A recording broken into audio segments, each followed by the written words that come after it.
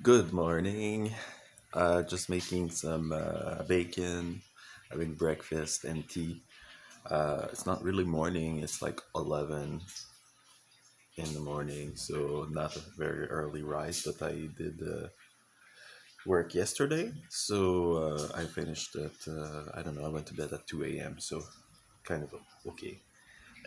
So I'm happy about getting a comment about my other video because I'm making an extra witness video, and this is great because somebody relates, and I've done a lot of research over the years to have a clear picture of what the Jehovah's Witnesses are like, and not individual Jehovah's Witnesses, but the religion, the doctrine, the how they operate. So it's exciting for me to share this because, especially somebody that would not have, well, even somebody who's been out for a long time, they don't maybe have the knowledge of everything. So it's nice to put everything down and then talk about it over the years, what I've learned, to maybe some little details that people don't know about. Like I keep learning all the time about new things that I didn't know. Like more recently, the United Nations, the Jehovah's Witnesses being part of the United Nations in the 90s, and at the same time they were writing in the prophecy that the United Nations were one of the beasts of the Bible. They're saying that this is a Bible uh, symbol. It's related to a symbol of the Bible. So uh, to make a development of what I was talking about in the previous video, where the Jehovah's Witnesses or the leadership of the Jehovah's Witnesses, they would decide on, here's the Bible verses that we are reading, and this is the modern time application.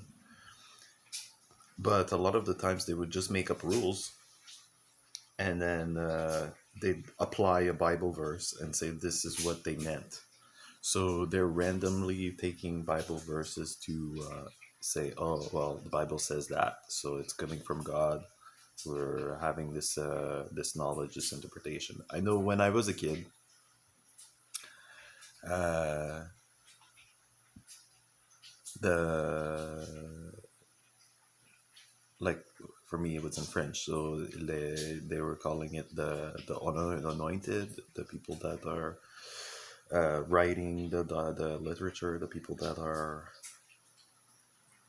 they would say there's a humble group, a small group of people that are very humble, that are like the princes, and they're part of the 144,000. They're old men. I think women also, but it's not how they were saying it, because humble is not the first thing that comes to mind when you see the governing body today that are making videos. Uh, the organization has changed tremendously since I was there. Um, so what makes the Jehovah's Witnesses unhealthy? And what are the, say you're freshly out of the Jehovah's Witnesses, you're thinking, oh, now I'm free. What is the indoctrination preventing me from doing, and how have they impacted my development, that I'm not fully myself because of the restrictions? What was that?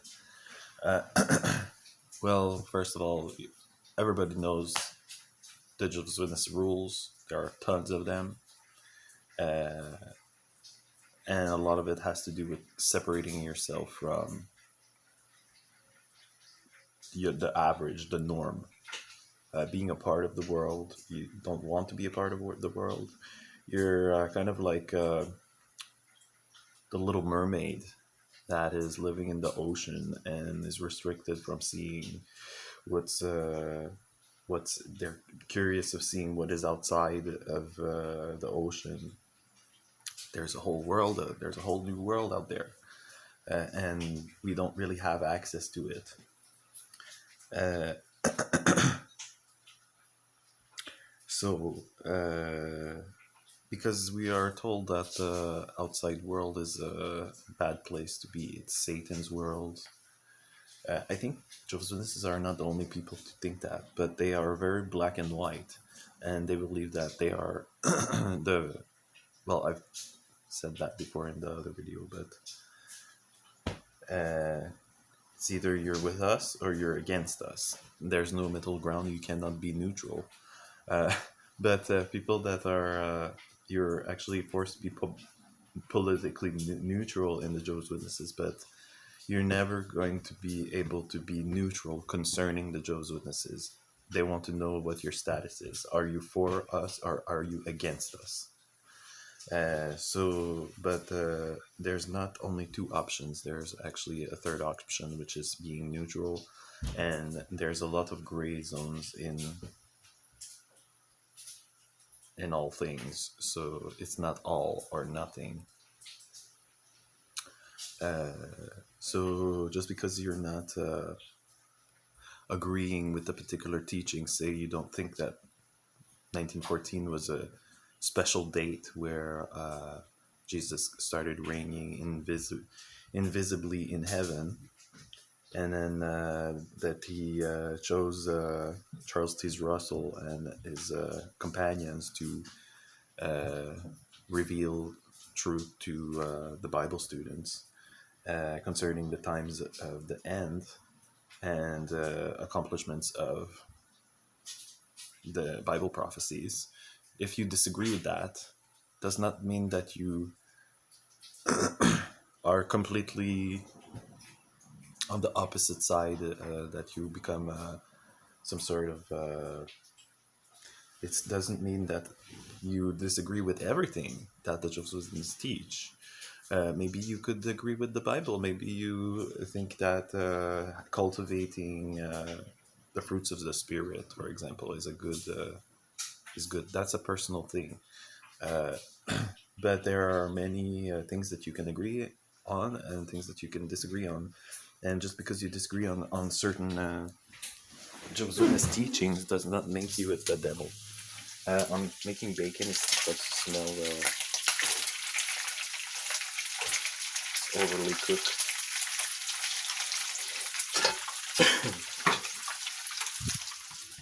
Okay, so yeah, it's very interesting to think about the teachings, like being simple, being modest, being humble. This is a core teaching, you could say, of the Jehovah's Witnesses. You don't want to be like, I know in the dramas, the Bible dramas, you always had in the assemblies, you always had, well, many times you had somebody that's like even Moses to be thinking like, I'm the one who's done this. I'm special in a way, and I'm above everybody else. God picked me. I'm I'm gonna do it. Like the staff and the water out of the rock of the mountain. So he was saying that it's him that he did that. I can do miracles. I'm magic. I'm magical. But he would not give the would not give that. That was the sin. That was the big sin. That was not represented. Putting this, being humble about it and saying, this is God that is doing this. This is not me. Um,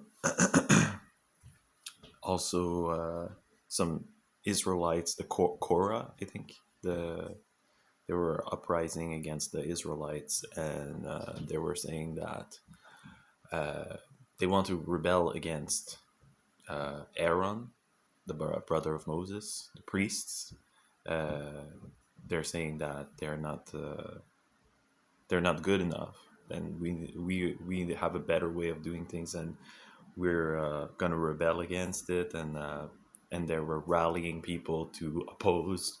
Uh, but then they were engulfed in earthquake, uh, because that was Jehovah's discipline, because they were being presumptuous. They were being putting importance on themselves. They wanted not to obey God and submit themselves and show that they are nobody, that they're humble and everything. So humility had a huge place in the organization, but there's a difference between being humble and being lacking self-esteem and putting yourself down. I think can be similar. Maybe, like, I know I had the tendency to say, no, no, I'm not good. I'm gonna take the last place, like in the Jesus teachings, that it would say that you don't want to take the first seat and be seen. You want to take the last seat, uh, and make yourself like the Samaritan, the not the Samaritan, the woman who washed Jesus' feet. She was very low, and that is a good thing, that they say that humility is not putting yourself in front of people, or superior to people. So I think that kinds of stays with you when you leave the organization. To me, being simple, not stupid, but simple, meaning that you don't want to you want to stay basic. You want to stay on the basics, and not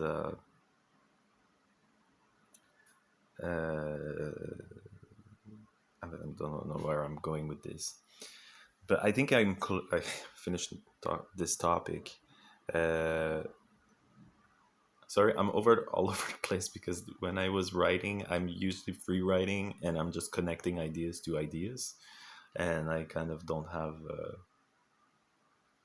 very ordered, structured way of thinking. I'm just jumping from jump around. Uh, but Jehovah's Witnesses have definitely a list of things that are bothering me, that obviously when you're out of it, you're thinking that, okay, no, this is actually bad. This is not a religion. This is not spirituality. This is not good for anybody. Uh, if you're not aware of, like, I'm just gonna look my notes right now. If you're not aware of the book Crisis of Conscience, this is a book that was written by a governing body member, Ray France. His uncle was Fred France. I need to repeat myself because some people don't know. Uh, Fred France was the president of the Watchtower Society. I don't know what time it was, but after Charles T. Russell, there was Judge Rutherford, and then Fred France. Uh,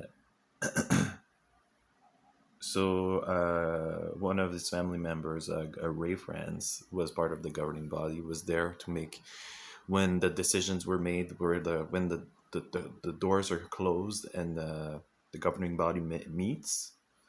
He was there to listen to all the discussions there, and he wrote a book about it. He wrote a book about, it's called Crisis of Conscience. It's because he was actually disfellowshipped because he refused to shun somebody that was a good friend that was disfellowshipped. He refused to shun.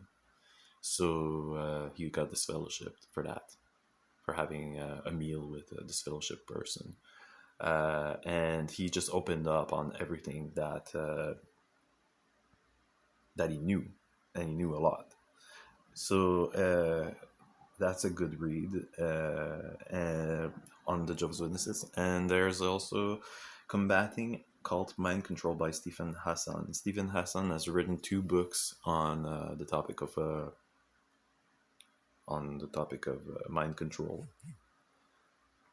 My phone is okay. Two books on the topic of mind control, which are helpful to reclaim your life if you had a former life before you joined the Jehovah's Witnesses, or if not, to I don't even remember, but there's a quite interesting content in that. Another proof that the Jehovah's Witnesses are doing bad things would be that the Royal Australian Commission. This is something that's pretty recent. In Australia, there were more than 1,000 pedophilia, sexual abuse cases in the organization of the Jehovah's Witnesses, and one of the governing body members was in court under oath, and there's video of that on YouTube. You can access it, Royal Australian Commission, and the governing body member is lying under oath. He's saying that people can leave the organization without any repercussions. There's no shunning basically, and then which is not true because I'm disfellowship myself and I experience it on a daily basis. This shunning, shunning, by the way, is people are supposed to pretend like you don't exist. They don't communicate with you. They don't answer when you talk to them. They're just very closed to any communication. They don't want to see you. They're gonna look away when you're there. This is shunning. Uh, so, and also the governing body member was saying that it would be presumptuous of him to say that he's the only mouthpiece of God or something, because he's basically saying that he's not more inspired than anybody else. He's just a human being like anybody else, which is contradictory to the teachings that we receive when we read the Watchtower or the publications from organizations which are saying that the governing body member are the faithful and discreet slave that are giving the spiritual food in proper time. So they're revealing truths and giving guidance. This is the key, that you have your Bible, and this is the key to understand the Bible, which is like a manual how to live your life. That is that how you're supposed to. So close that. Uh,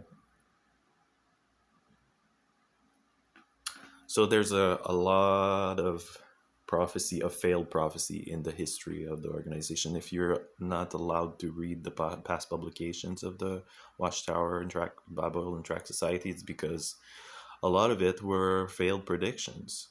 Uh, a lot of it were predictions of the end of the world that did not happen.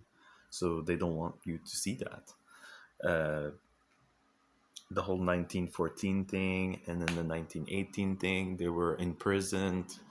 This is they're interpreting this as one of those prophecies in Daniel and stuff like that.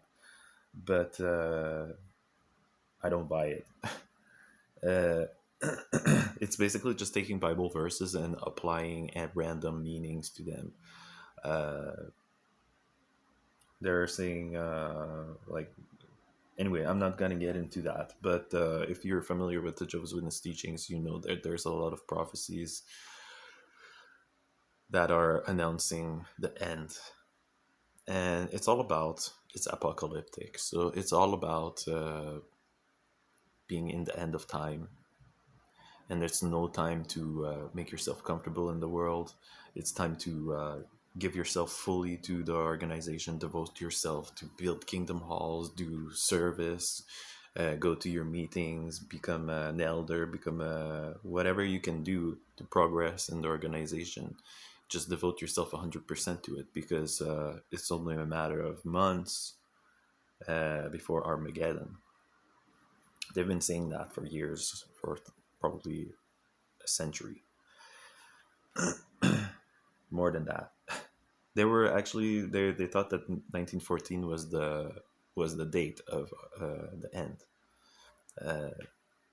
and before that there were other dates that were placed, but then they stopped putting dates. 1975 was also one, which they would not tell you today because they hide the past. But there was a buzz about 1975. Uh, yeah, so well, that means that you don't want your followers to do anything else. They just keep busy for the cause. Uh, on the other hand, there's this is another topic, but people maybe would be interested in joining the organization because they say, "Oh, look at the people smile. They're loving. They're including me with them. They're why would somebody join the organization? They would join because they're looking to well, a lot of it, sometimes the tactics are about getting people